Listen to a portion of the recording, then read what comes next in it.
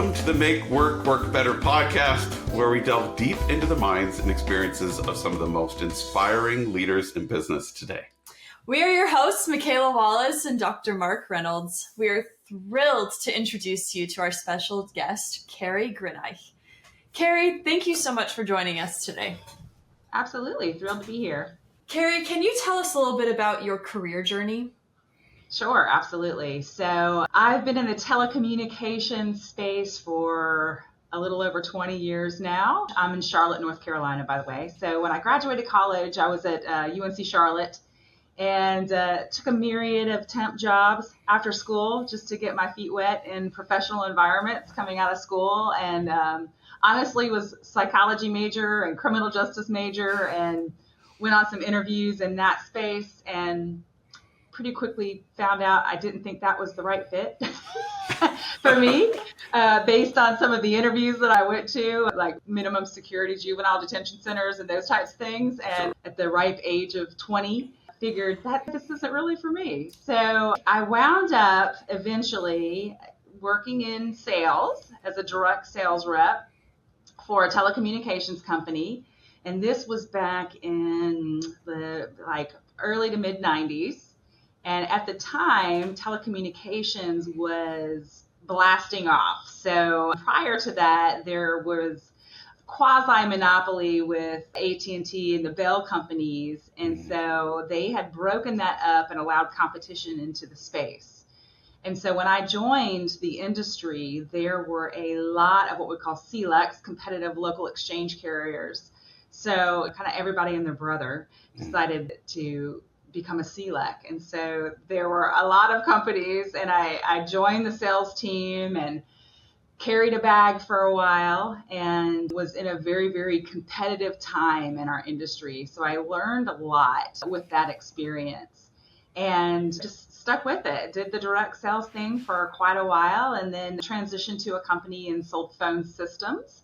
So it was a smaller company here in Charlotte, and would carry around a demo kit that was probably weighed about at least 60 pounds all around the city, carrying this demo kit, and was actually, as the sales rep, the one that would go in and set it up and try to sell this phone system. I felt like I was just like selling my wares.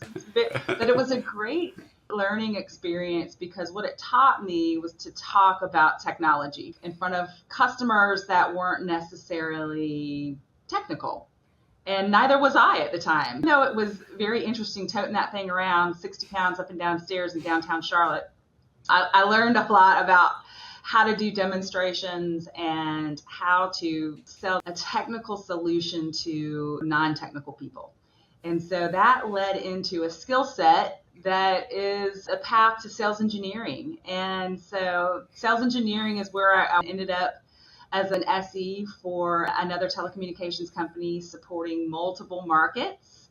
And that was the time of my life. I just fell in love with being a sales engineer. And I always talk about sales engineering. Some people know it as solutions engineering or pre-sales, but it's the best kept secret in the industry. I'm very passionate about being an SE and now leading sales engineering. And it's a way for people that like to be in sales and be in front of customers and design solutions and get to do all the fun part of sales without the prospecting and having to close the deal.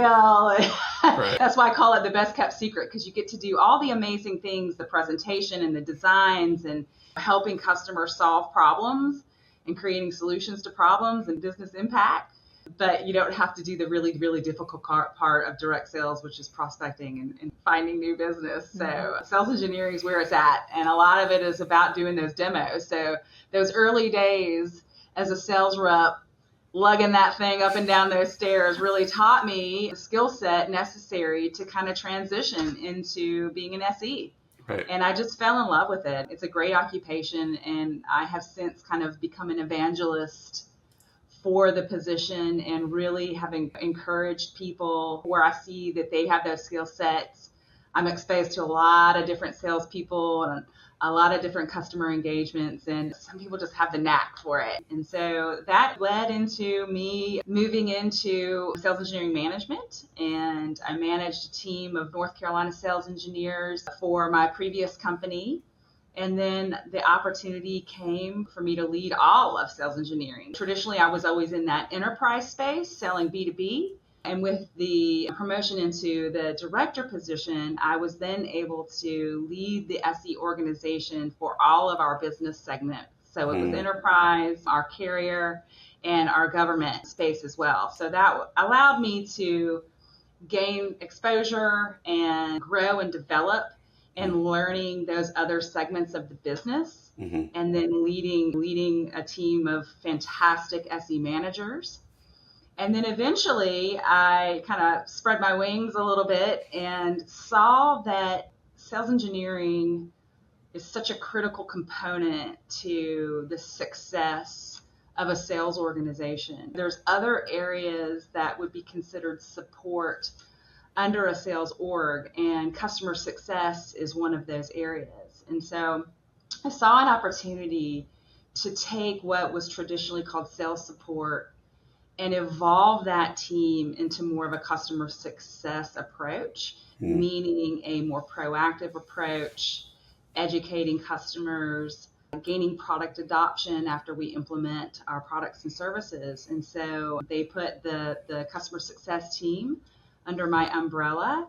And then eventually we built out a training department, and voila, I'm now leading enablement. It just was an organic growth into what we are now calling sales enablement. And so I just recently transitioned to another company, and I'm the VP of Sales Enablement for Conterra, a telecommunications company based here in Charlotte, North Carolina, and I'm just loving it. So I met our executive leadership team here and talked about the vision of sales enablement and what it meant to me and how it can really be instrumental in driving revenue targets and getting the company the growth that they're setting forth. And so it was a fantastic opportunity for me to come here and develop the program, lead the sales engineering teams, develop customer success team, and now building out their onboarding and recruitment practices, as well as their training and ongoing training for the existing sales org. So super excited to be here, and it was a really fantastic opportunity for me to build it from the ground up. So all good, yes. Well, that's exciting. That sounds like quite the journey to have gone on, where you really started in the trenches and climbed your way up to train and work with a lot of other people and run programs. That's amazing. One of the things that I was hearing you say is you really learned how to talk to non-technical people and get them to care about your product, to get them to want your product. I think that applies to a lot of different sales positions where you're trying to get someone to care about something that is important. It's a good product and they could use it, but they don't necessarily care. If you were willing to share some of your tips and tricks, what have you learned? The big thing that I have learned is honestly, it doesn't necessarily matter about all of the features and functionalities and widgets and gadgets and all of the other things. What really, really matters is that you're solving a problem. You're solving a gap. That's what I'm teaching as I'm building up this enablement program, is we're teaching our salespeople the art of active listening and how to get people to talk about themselves. And it's a very difficult thing to do because you might be listening, but I think our human nature sometimes is to listen only for your opportunity to respond, or you already have in your mind what you're trying to get out of it. And so your listening skills kind of shut down a little bit. It's really difficult to master the art of active listening and asking the right questions to allow you to active listen. I think that is really the key to it all, is if you approach with curiosity and you are authentic in being curious about the people that you're meeting with and the people that you're having a conversation with, and you really want to understand what's happening in their world, what's happening in their business, what are things they're trying to solve for, and you truly listen, then you can make the determination as to whether you can truly benefit them.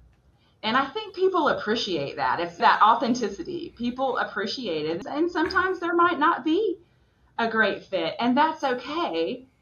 And if you can build a network of people, then now you truly understand what's going on, and maybe you can refer them to somebody that can help them solve a problem. It goes back to that authenticity and really being curious and listening to what people say. And it's a difficult thing to train. It's a difficult thing to train on, but I have found that approach has worked really well for me because it helps me understand where they're coming from. So then when I do want to position something that I feel like can actually solve that need, I can circle that conversation back to our previous conversations and say, this is what I heard you say. This is how I think it's going to solve it, versus the typical approach is just to kind of come in with, this is what we offer, this is the price. I really view it as an art, and active listening is a big piece of it, and approaching your engagement and your conversations with curiosity is a big piece of it too. So I imagine with sales, it's got to be a really diverse field of people to try to train and help create a consistent product as a salesperson. Your product is how to train them, right? So if you had to say what are some of the key things that you found to be consistent needs among this diverse group? Yes, I'll give you an example. So we're practicing via role play. And like you all are opera singers, right? So you don't just one day become an opera singer. And maybe you do have some inherent talent. But if you don't practice and cultivate and continue to practice and enhance, you will never reach mastery. Mm-hmm. And so it's just like playing an instrument or being an opera singer or being in sports. You don't get to the NFL and not practice. That's what I'm trying to accomplish here, is that we want to get to a level of mastery, but you can't get to a level of mastery without practice. And so we are going through a whole journey with our sales organization where we're doing role play, and it's really for just that. It's practicing and practicing in the safe environment with your peers, and then giving feedback to each other so that we're learning together. And the beautiful thing about that is if you do it in that group setting, I'm finding that they're learning from each other. And now they're starting to incorporate what they really liked their colleague did. Mm-hmm. And they're incorporating that into the way that they approach it. And so we're all learning from each other. And I think over time, it'll take time as we continue to practice and evolve, but that's how you can create consistency across a wide footprint at my company. So we've got offices all over the country. And so in different teams with different cultures and a different team dynamic. But if we do these things as a group, then you can start to learn from each other and create a consistent approach across the board. Same with sales engineering. A big part of sales engineering is being able to demonstrate our products and services. We have lots of portals and going through some of that technical scope with the non-technical client. But being able to do that while you're weaving in a story, as well as circling it back to business impact, to what really matters to that client that's sitting across the table from you, is, again, it's an art. Mm-hmm. It is an art form to do that with confidence, with authenticity, and doing it in a manner that you're feeding off of your audience and their reaction to what you're putting out there. I relate it to a performance. Yeah. It really is a performance, and it's your time to shine. And so if you don't practice that, when you're in the moment, you can very easily get tripped up, or if something goes wrong, which inevitably sometimes things go wrong, it won't power up, or for whatever reason the internet's not working, or I'm a sales rep and my camera shuts off, whatever it might be. If you've practiced and you're reaching that mastery level, you can so easily pivot and be able to pivot in that situation without skipping a beat, right? Just like you would playing a football game. If you've practiced and practiced and practiced, then when the play isn't going the way you thought the play was going to go, you can very quickly pivot and not let it defeat you. It's all about that practicing, and I'm finding that doing that in that group environment has really been beneficial. Oh, that's awesome. That's super awesome. Yeah, something that I've always lived by is practice makes progress. Unfortunately, not perfection, right? As much as sometimes we wish that was possible. That practice is so important. Communication in any way, whether it's telecommunications, whether it's communicating with people via talking, sales, opera performance, it requires practice and active listening. I love that you brought up active listening and authenticity. And that's something we talk a lot about here, and is a big belief of ours, is being authentic and true to yourself and true to what you believe allows you to become who you can be. So I love all those points that you brought up there. We've done a lot of role play over the years. I know from experience in trying to train people through role play that some are really resistant. They're like, this feels so fake. Why are we doing this? Plus, trying to get the balance of sales or having an objective in a conversation of some sort with authenticity is a really tricky, difficult balance. It certainly is.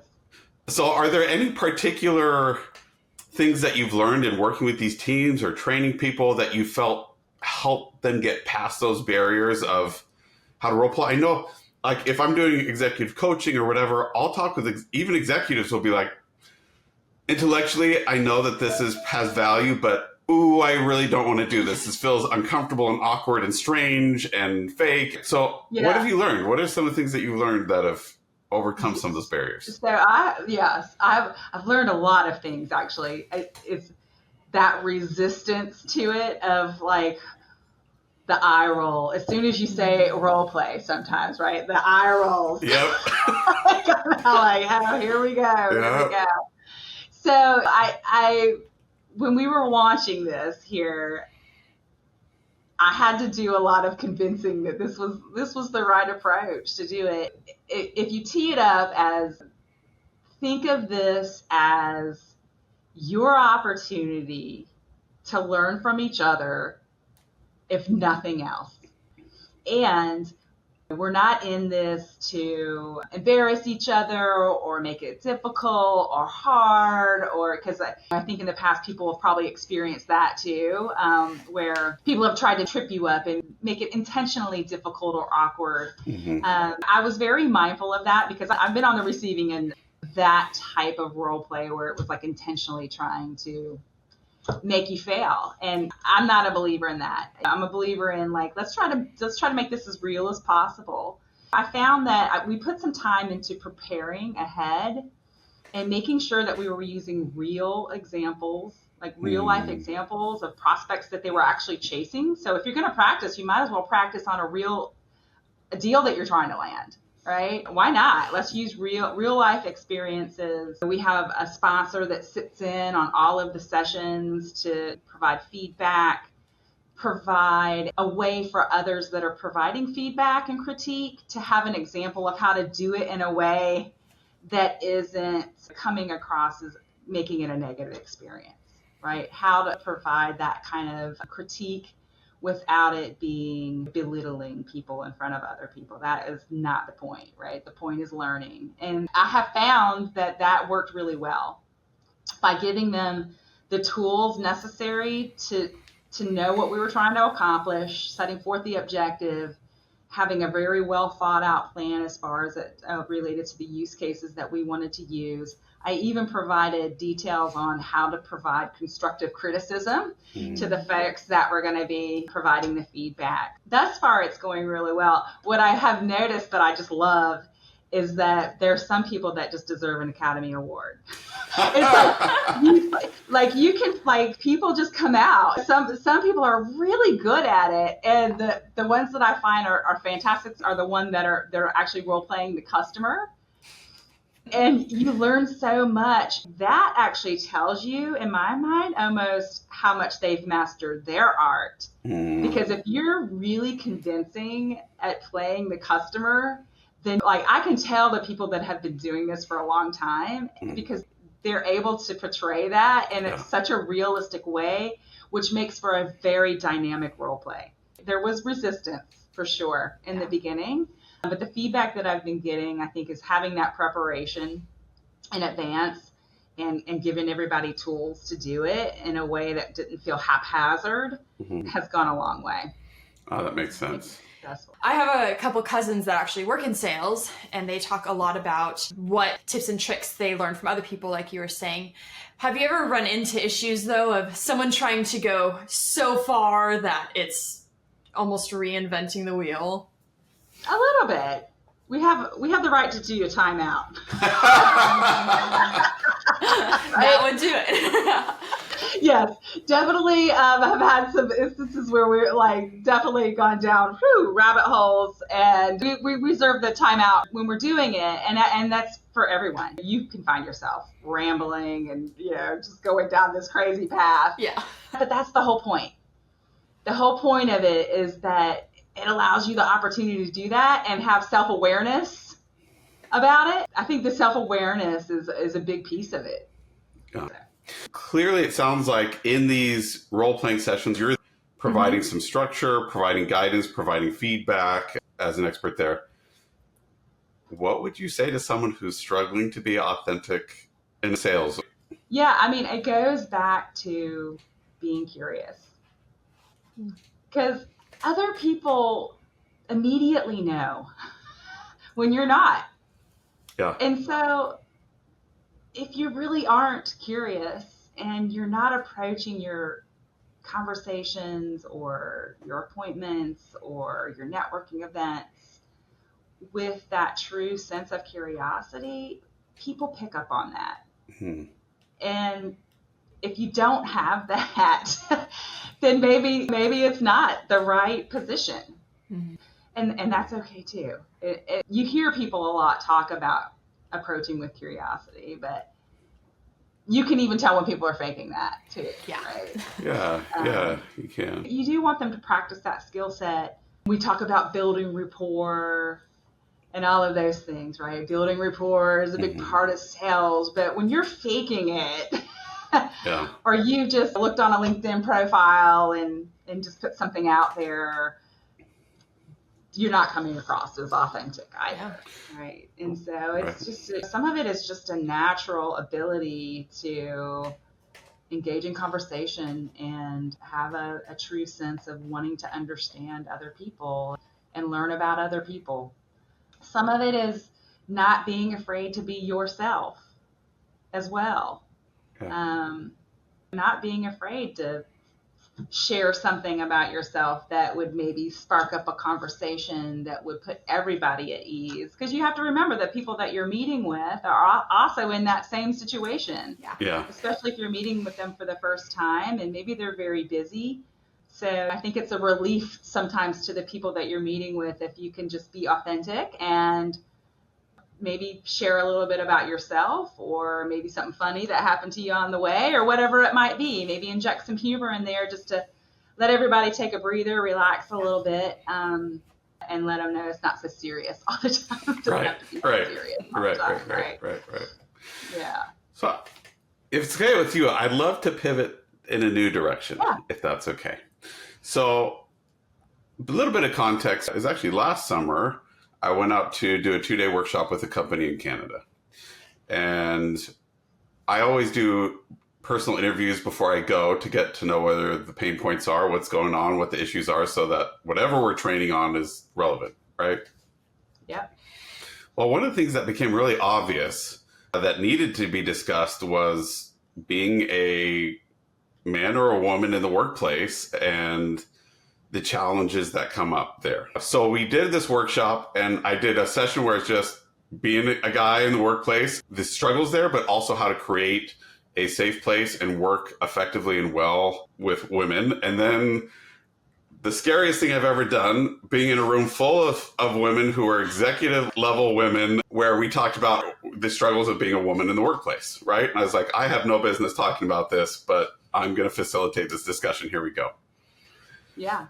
If you had to say what you've learned throughout this career, and you were telling us previously that you're in a male-dominated field, not just the field, but also the position that you have will be traditionally filled by a man. And here you are. What have you learned? What are your superpowers that you've learned? Not only am I just like competing, I have my own unique things that give me an edge here. Yeah. It's funny because I never really thought about it in that light earlier in my career. Earlier in my career in sales, it's not necessarily male dominated, but as I moved into technical sales, specifically in our industry, telecommunications, and then moved into the sales engineering field, I was kind of an anomaly. I think at one point in time, one of my leaders called me an enigma. I wasn't quite sure how to take that. Is that good or bad? I don't know. I'm like, is that a good thing? Is that a bad thing? But comments like that are the things that you find especially as you start to move up in your career, and now you're leading. You're leading mostly men. I think a lot of times there's maybe some unintentional preconceived notions of what a female leader will be. And to be honest, I think that some of the folks that I ended up leading were probably concerned to be led by a woman, because I think that we maybe historically have had this, for whatever reason, label that in order to move up or to be a leader, especially in technology as a woman, you have to be overly dominant, overly pushing and driving. Mm-hmm. And honestly, I've never really done that. I have found that through the years, a lot of it, to me, especially because it's in a technical space, some of it's about your technical chops, to be honest.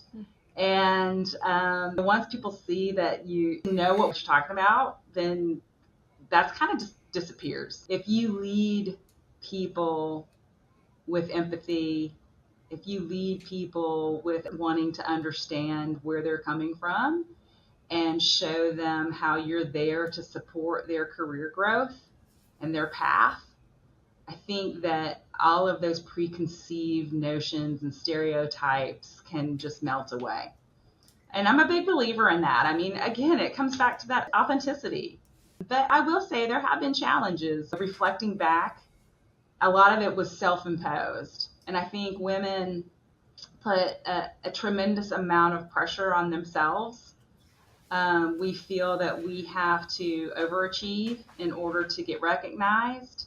There have definitely been times where I have felt that, and I have felt that I had to put in the extra hours. I had to go above and beyond 24/7, and it's difficult.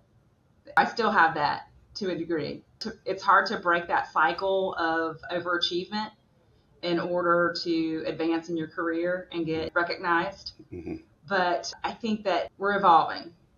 Yeah. That's my general sense, is that we are truly evolving, and the imposter syndrome thing, yes, it's real, but I can feel that it's starting to dissipate a little bit as more and more women are being elevated into leadership positions. And I think getting rid of those stereotypes I'm starting to see it. Yeah. But yes, does it still exist? Of course. Does that need, that self-imposed need to feel like you have to just go above and be overachieving and working a million hours? Mm-hmm. Yes, it still exists. Mm-hmm. But as a leader, I have awareness of that. And so when I see that happening to the people in my organization, I call it out. I call it out. Very much about empowering other people and having people view themselves as leaders in their own space, running their own business, coming up with solutions, bringing those ideas to the table, helping them in their career growth, but also noticing that they have a life outside of work. And they have family sometimes, or things going on in their life that sometimes might take away from what you have to do, and that's okay. You don't have to be perfect. When you're talking about practice makes, what did you say? Practice makes progress. Yeah. Not practice makes perfection. And I think I'm guilty of sometimes feeling I had to be perfect, or if I made a mistake at work, I was like, oh, I'm not going to get the promotion that I've been trying to seek. I have to be perfect 24/7. And that's just not real. And so moving into a leadership position is remembering that and remembering how that feels. And when you recognize it, call it out and have a discussion and talk about, like, it's okay to have a life and it's okay to trip up, and there's things that go on in our personal lives that sometimes take away from our work lives. But as long as your intentions are to do the right thing and to run your business and have growth and be willing to approach with curiosity and learn, then I'm a big supporter. I think it's not forgetting what it feels like to be in that boat. Yeah. So the patterns that I'm hearing you say here that are kind of sound like hallmarks of your style of leadership would be authenticity, connection, curiosity. These are words that are coming up frequently, right? Yeah. In my experience in talking with different people across the globe, is those things are only becoming more relevant with each passing year as people are feeling more disconnected and more hungry for connection, as they are feeling more like they're being put in this little box in education where they're just learning how to fill in a bubble rather than actually to be curious and learn about life. And that by valuing those things, that has given you a power in leadership that has empowered you to transform these teams of people, to teach them how to do sales, which is traditionally seen as, we think of a salesperson as super fake and like forced and like, please don't. But you're also empowering them to make genuine connections with whoever they're working with. And I can see that as a world-changing thing, right? As these people go out, it's not just about the sale, it's about connection. And I think that would be Absolutely. a superpower, right? It is a superpower, and I feel like it's contagious. Yeah. Yes. Yes. So it's a lot of it is how you treat other people and just being genuine and recognizing that people can make mistakes, and it's not detrimental to your career. Nobody is perfect. And I think if you genuinely also want to see other people succeed and really mean it, and approach your day to day like that, and your interactions interdepartmentally, even people that aren't within your specific department, then it's contagious for other people. And I think that's how you build really, really good company culture. Yeah. Is having that willingness to be open, to empower others, to listen to others' ideas and values, understanding that people have different values, people are coming from all different walks of life, and being empathetic to that. But also moving the needle and getting the job done, and being productive and being successful as a team. Yeah. I think you can do all of those things. Yeah. I think you can still be competitive and have a get after it spirit and be successful in an organization, achieve your goals in an organization, but you can do it in a way that's genuine, that's empowering others, that's coming from a place where you really want to succeed as a team. Yeah. So as we're wrapping up here towards the end of our time, I want to give you the opportunity to share any last things on your mind. It might look like something along the lines of, if you could put one thing into yourself 20 years ago, into your mind, and say, intrinsically know this now, so you don't have to spend 20 years learning this. Or it could be anything else that comes to your mind. What would you want people to know? Yeah. If I could step back into my 20-year-old self, I would tell my 20-year-old self that you can do it.